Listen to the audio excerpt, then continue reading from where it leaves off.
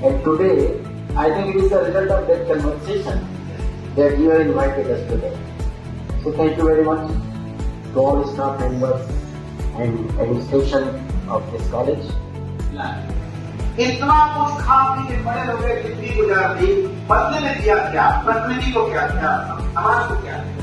तो देना, फल देना, तो जीने का कोई फल होता है, उस फल का नाम है।